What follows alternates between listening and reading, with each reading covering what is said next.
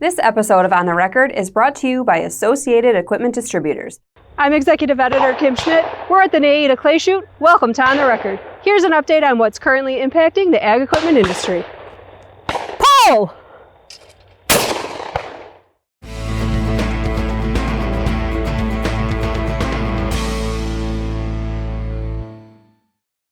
We caught up with Tom Healy, Director of Dealer Development with the North American Equipment Dealers Association, during the association's Equipment Dealers Foundation Clay Shoot outing in Wisconsin.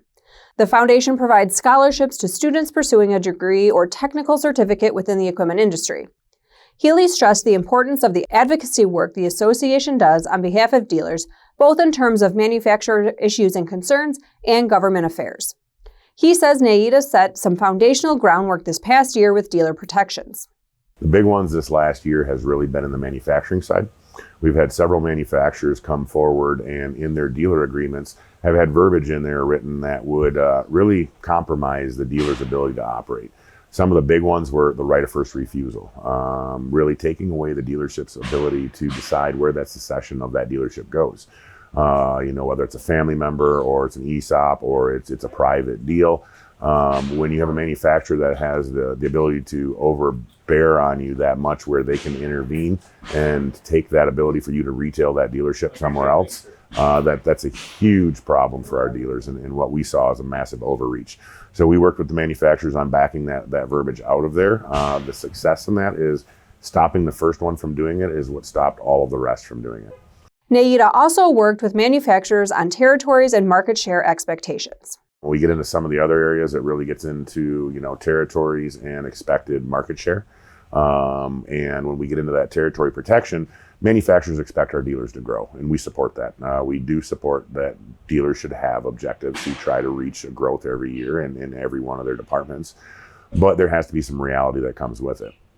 This part and this clause that was put into the dealer agreement was really stating that the manufacturer has the ability to adjust and set your market share expectations, but also gives them the ability to install other dealers inside of your territory or area of responsibility without that impacting your expectations. If you're running a dealership and you don't have a dealer within 60 miles of you, then yeah, you know what your industry supports and what kind of market share growth you can obtain. If you have another dealer placed 10 miles from you, that's going to cut into your business, and the manufacturer has no right to maintain those expectations from market share. Look for more from our interview with Healy on farm-equipment.com. This week's dealer on the move is Martin Tractor. The John Deere Construction and Forestry dealer has completed construction of its new Cedar Rapids, Iowa facility. The 21,500 square foot location more than doubles the size of the previous space and is designed to provide faster service, greater capacity, and an improved customer experience. In January, Martin's farm equipment stores merged with Heritage Tractor. As of October 22nd, corn prices were $4.23, up 4 cents from our last episode. Soybeans closed at $10.34, up 12 cents, and wheat closed at $5.03, down 3 cents. Now here's Noah Newman with the latest from the Technology Corner.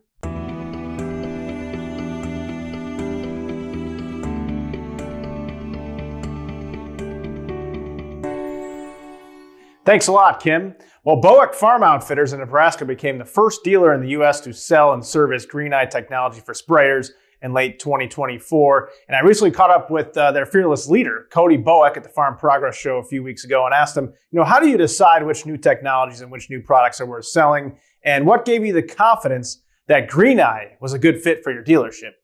We started our business in the planter space, and we saw planters go from just chain-driven dumb machines into a electrically driven smart machine, and the next machine on the farm to be able to do that is going to be the sprayer. And so we saw this technology. We met with the guys who developed it. Absolutely great group of guys with a great vision. It's great technology, and so the combination of the people and the technology and where we think the sprayer space is going was a no-brainer for us. What's fun to see as this grows is just different geographies now adopting this technology. Every corner of the Corn Belt is completely different on how they manage things, what they spray with, their weed issues. And so hearing stories about how people manage things in different corners of the Corn Belt and the success stories coming out of this is really fun to see. And Cody says one of the keys to selling new technology is selling your team on it before selling customers on it. It's important to have a good communication strategy in place to let your team know about how change and evolving and selling new technologies is really good for your dealership long-term and will help elevate it. In the Technology Corner, I'm Noah Newman. Back to you, Kim. Thanks, Noah. U.S. Secretary of Agriculture Brooke Rollins said the USDA would begin resuming some programs despite the government shutdown that has frozen agricultural support services across the U.S. In a post on X, Rollins said the USDA will reopen county offices and resume Farm Service Agency core operations, including critical services for farm loan processing, ARC PLC payments, and other programs. This represents over $3 billion in assistance that farmers counted on in their business planning decisions, Rollins said. The Wall Street Journal reported the $3 billion in aid comes from money in the Commodity Credit Corporation, created in 1933 to stabilize farm incomes. Rollins has hinted that additional bailout funding is being discussed, although it wouldn't be available until the government reopens. Wall Street Journal reported the administration is discussing a bailout of more than $10 billion, but reopening offices and programs allows farmers to access available funding in the meantime. Although farmers are slated to harvest another historic corn and soybean crop this year, galloping input and equipment costs have eroded the bottom. U.S. soybean farmers are expected to lose about $100 an acre this year. Compounding the issue is the trade war with China, which halted imports of U.S. soybeans. China typically buys 25% of its soybean supply from American soybeans, but the country has opted to fill the gap by placing billions in orders from South American countries, especially Brazil. Last December, lawmakers passed a $10 billion bailout for farmers to help with low commodity prices. Wall Street Journal reported that Trump plans to push Chinese leader Xi Jinping to buy U.S. soybeans to help struggling American farmers. The two leaders are scheduled to meet next week on the sidelines during a summit in South Korea. I stopped by Topcon's Fort Atkinson, Wisconsin facility this week to check in with the precision technology manufacturer and get a feel for the company's outlook for the precision market. A large percentage of what is manufactured at the Fort Atkinson plant is headed to OEM customers, says Travis Brusky. He's hopeful that we'll start to see the ag economy stabilize in the second half of 2026. When I look at the market as a whole, specifically to agriculture, I am starting to get a sense that we've at least plateaued. And I believe plateauing in the sense of we're starting to see an increase or at least some uptick in the frequency of orders coming in from our customers. That's both OEMs and also aftermarket dealerships that we supply here out of this location. Hopefully that trend continues. I wouldn't say it's on a rocket ship, going in this direction, but we're starting to see some peaks and some valleys, but we're definitely not in that trough anymore. So my guess and my hope is by the end of next year, we start to see the new normal. What is that new normal going to look like? I'm not sure, but hopefully getting back to some resemblance of the pre-pandemic type volumes and numbers that we were seeing.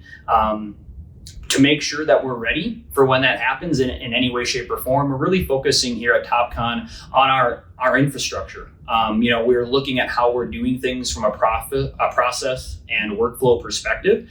And we're looking to see, where things like automation potentially could play into what we are doing. We're looking at things like AI, especially on the logistics side of the business, especially for the things that my team is looking at. Because at the end of the day, whatever it comes back to look like, we have to be ready not only to supply product, but also to support that product that we are selling. And we think by streamlining what we do, that's one positive way to do that. This week's DataPoint is brought to you by the Precision Farming Dealer Summit, coming to St. Louis January 5th and 6th. Visit precisionsummit.com to view the program and to register. According to the latest Ag Economy Barometer released October 7th, 51% of farmers who responded to the survey expect the increased use of tariffs by the U.S. will strengthen the U.S. ag economy in the long run. Another 30% say they expect it will weaken the ag economy, and 19% were unsure. As always, we welcome your feedback. You can send comments and story suggestions to kschmidt@lessitermedia.com. Until next time, I'm Kim Schmidt. Thanks for joining us.